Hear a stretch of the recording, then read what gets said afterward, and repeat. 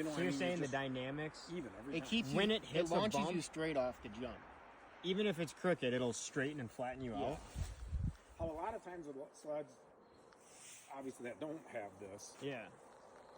you a lot of times you'll even land sometimes and get like thrown one way or the other when you land. This Yeah. always just lands square to the ground. Yeah. I mean, I'm like really on my impressed. Assault, when I hit a bump, and if it's a little angled or something like that, when I hit it, it'll throw you kind of sideways, but you kind of manually have to shift. Like I have to shift my You gotta weight whip it back to just throw it back flat before I land. No, like when you're going through the rollers, through the telephone lines over there, you would come down and there's just big washouts at the Yeah. bottom. Well, at the top, some of the not jumps, but the jumps were like this, and you'd come off it and it would get the sled straight, and then you'd land straight again. It would land never be like this in the air. You don't feel like you're coming down where you're going to get thrown right. No, like left, if I whichever see way. You if just I don't- see a you curve don't get- coming on those bumps, I'm preparing myself to lean with it. I'm like Yeah. leaning this way, trying to manhandle the This is sled doing back that flat. for you. Yeah. Yeah, I kind of forgot bottom that side. regular sleds did that, but that's what I noticed coming back.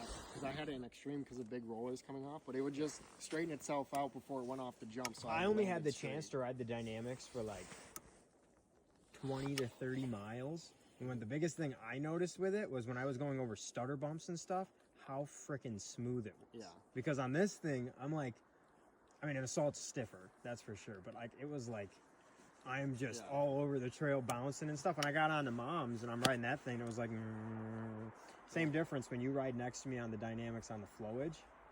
I can physically see you're not moving, but the sled is. And I'm over there like, okay, yeah, we're Yeah, just you can riding watch along. the suspension just keep coming Yeah. back up into the tunnel the whole Yeah. time. It stays straight. It keeps up with the bumps really good. Yeah. And like I said, They look impressive. one of the biggest things I noticed when we were going through some of them washouts today over by the High Lines, Yeah. any sled I've ever rode, you always seem to get that where you if you're You trying to continue go on like this. we were today, where you come down and you're thinking, Yeah. oh man, this You ain't just have to gonna go feel with good. it usually. This always is just coming down flat and square with the ground. I mean, I was really impressed with that. That's cool. Yeah, the Dynamix is a kick-ass sled. I love those.